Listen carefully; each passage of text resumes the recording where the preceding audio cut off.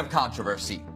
Diego Costa not playing, but he is talking at least to the Daily Mail in an exclusive interview. Here's just some of what he said. Quote, "I was on the brink of renewing my contract in January, and they put the brakes on it. I suspect the manager was behind it. I didn't want to leave. I was happy. The text message, I understand it when a coach wants a different player, but there are ways of going about it. You don't do it by text message." Obviously referencing the famous text message from Antonio Conte telling him he was no longer wanted. "You should be honest and direct to someone's face. They want me training with the reserves. I am not going to do that. I am not a criminal, and I'm not in the wrong here. So if they need to find me, let them find me.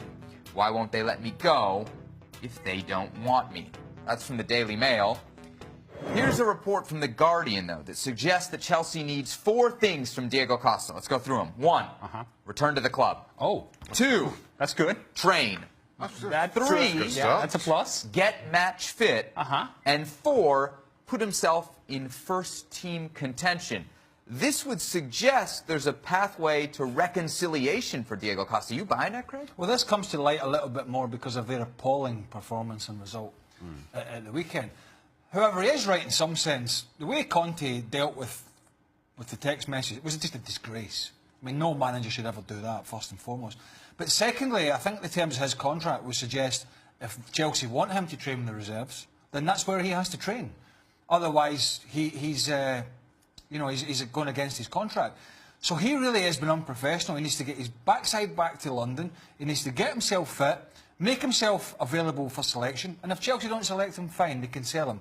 But I would say sitting in Brazil, giving interviews, isn't doing him any good whatsoever. Diego Costa's always been the villain. Is Antonio Conte a little bit to blame here? Should he kind of swallow his pride and bring this guy back, as you mentioned, on the heels of what we saw this weekend? Whether he should, I don't think it's a question. It's whether he will, and I think the answer is a definite no. I don't think Antonio Conte backs up now. If you're Diego Costa, you have to be present. Being away in Brazil, you're no longer in the conversation because you're not in the facility. You see, if you're present and you have that guy over there training with the reserves and you're playing the way that you did against Burnley, there is a certain pressure to Antonio Conte to say, hey, maybe I was wrong. But if you're in Brazil, well, might as well be anywhere else in the world. It doesn't really matter. If you're in the facility, if you're around, you put some pressure, and then now they have to make decisions, whether they sell you or whether they play you with Chelsea. Look, the relationship between Diego Costa and Antonio Conte, for me, was ruined back in January. And as much as Diego Costa is now saying, well, something to do with a new contract, an offer, I think it was more to do with a bid from China. Antonio Conte made his decision about Diego Costa a long time ago. He handled it poorly, but he made a decision, and I applaud him for making a firm decision.